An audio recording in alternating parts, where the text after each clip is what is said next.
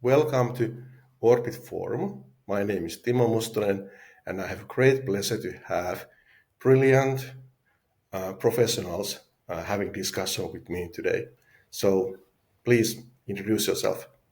Thank you so much, Timo, for organizing this and bringing us here on Orbit Forum. I am Sumana Mukherjee. I'm an aerospace engineer and I've worked on several space projects in Europe and now with a lot of Indian space startups in India. And I run a sustainable fashion company for fashion in Earth and in space. Thank you for having me here.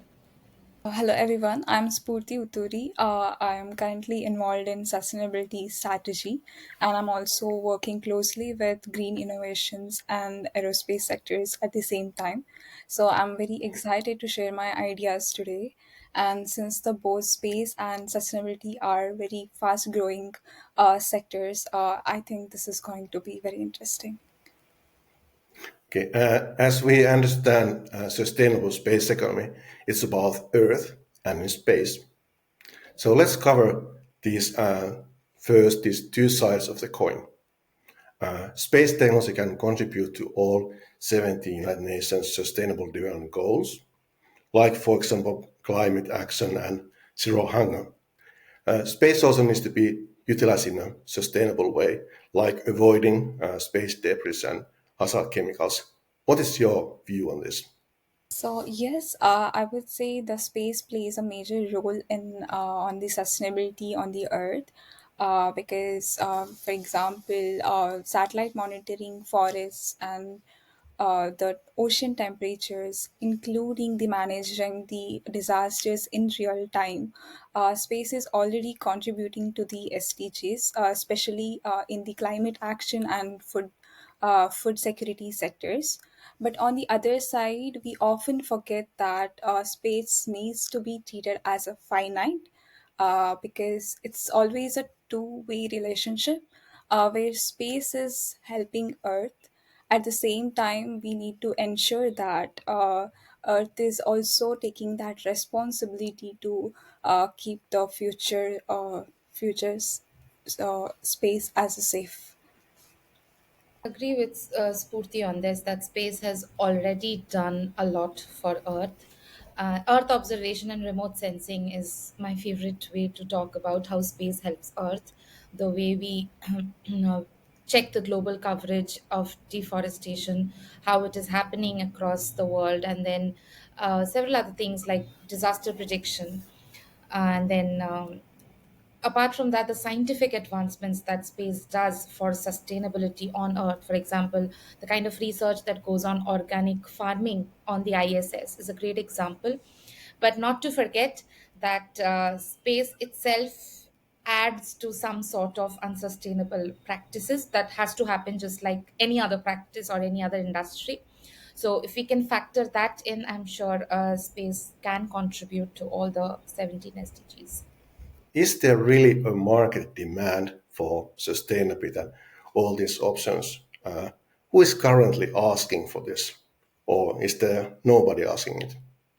I think that's a good question. Right now, I would say it's mainly the pushes from governments and the institution bodies. But I feel slowly it's becoming investor driven too, because today investors look for ESG impact, and also customers are asking about, is this company thinking about long term?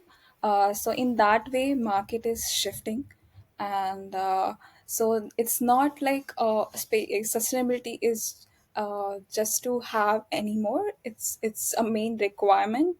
So I think there is a market for this.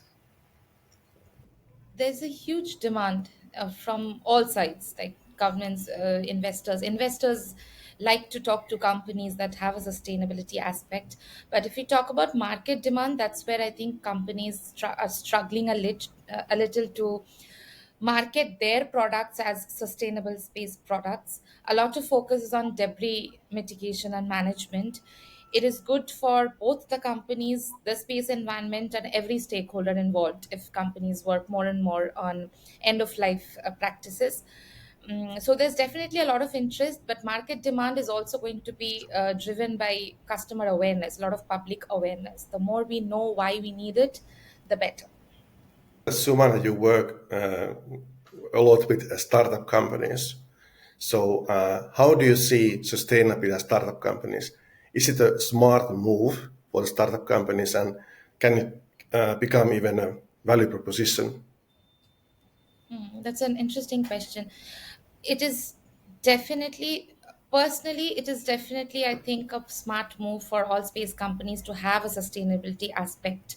Now, what we call sustainability, what we define as sustainability, becomes a great question mark there. I would think instantly of environmental sustainability, either on Earth or in space.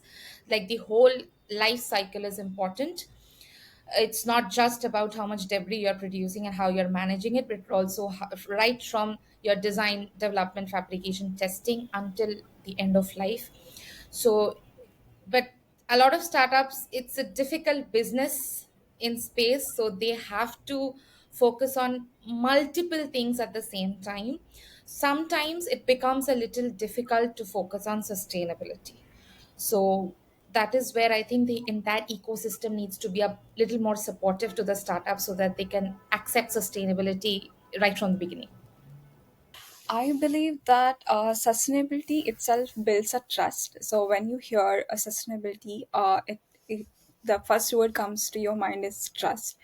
So when if you, for example, if you are designing a satellite, thinking that it has an end of life, or if you think of using green propellants, so you will gain more attention in the market. So in that way, I think you will gain more public funds. It will open the doors for the international partnerships, and it also opens the door for the policy supports. So in that way, it's not only technology, it is helping startups for financially and strategically as well. So now sustainability is not just about technology, it's opening door for financially as well. I think right now there are so many amazing startups all over the world that are working in this sector. I think there is a good hope for this. Are the Earth-based industries aware how space can support them in achieving their sustainability goals or business goals? Okay, so since I am more focused in aviation industry, I would talk about how satellite or how space industry is helping the aviation industry. So when it comes to aviation industry, the satellite navigation system is mainly used in aviation, which is again called GNSS, which is Global Navigation Satellite Systems. So where this helps airlines to optimize their flight paths and to reduce the fuel burn, and also to reduce the carbon footprints, and they can go for more direct paths, and they can also avoid the weather harmful weather conditions. So it's not only about reducing the carbon footprint and the fuel burn here, it also helping their business in reducing the operational costs as well as the customers safety. So it is a very crucial usage in the aviation sector. Uh, Sumana, let me extend the question to you. Can you share a few case studies and examples how space tech can help traditional industry? Yes. I would start with agriculture because Spurti knows the aviation sector really well, what she said. But agriculture has been one very cornerstone when space and earth are coming together.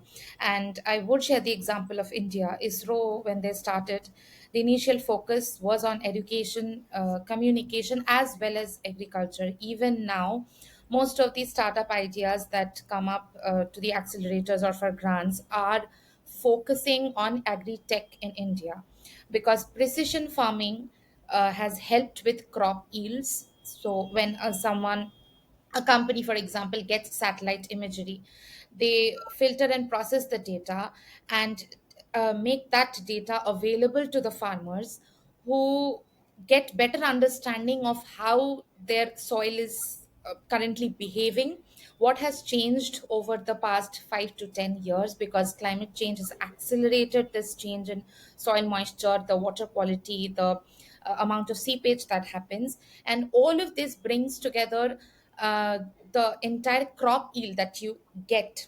So India is a kind of a unique example, because here, with inheritance, the land size usually decreases, which is not always the case in other countries. So what happens is, you do need to understand a little long term analysis of how your soil is changing, and here satellite plays the best role. Yes, you can do it with drones, but satellites gives you the overview both spatially and temporally. That's a great example. But Timo, where you asked that, are the industries aware? Well, I would say most industries are not. They're still not able to bridge the gap. Okay, do we even need space? So, not yet.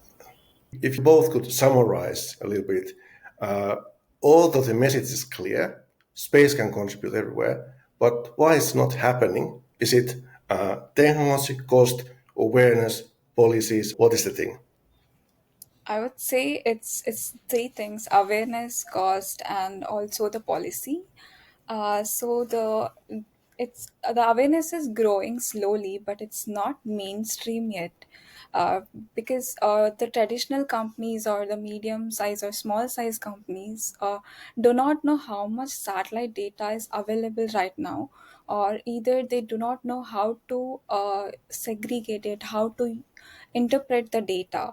So we have to make it more the simplified data and available. And also we have to have some kind of organizations to create the awareness in these kind of industry areas, where to help them to get this the simplified data, and also to make them aware of how important it is, how efficient their work can become after using these kind of data. So yes, I would say awareness and cost. Communication is a big barrier. I think with the rise of space in public mass media, if the focus of the journalist can shift a little from, if I talk about big organizations, yes, a Mars mission is a huge technological achievement. But on top of that, if they can include some lines about how it is going to help Earth, if they're trying to publish a news on a great startup, maybe the focus should shift a little from how much investment they're raising to actually what they're doing and how it is helping everyone else. So I think a little shift in the communication style would benefit all of us. If you were a space dictator for a week, both of you, what would you do if you have all the power to make things happening? If I had so much power, I would consider that it comes with responsibility. But I do have this dream that if people could listen to me for a few days, I would like to tell the difference between space fiction and space non-fiction, so that I can highlight what's possible and should be done right now, and also that the thrill of space non-fiction, what really happens in everyday space, is probably far more adventurous and thrilling than the space fiction. That's what I would like to do if people listen. To answer this question, if I have a power for 1 week to have to rule the whole world, then I think when the whole world is mine, there won't be boundaries. So I know I don't need a defense system. So there won't be so many satellites that are available right now. So I think the satellites number of satellites will be reduced compared to the today's life. And as well as I would say, I would make sure that whatever goes to space has to come back, because that way we can make sure the space is kept clean. Truly hope that you could be space dictators one day. Sumana and Spurti, thank you very much for your very valuable opinions and your valuable time.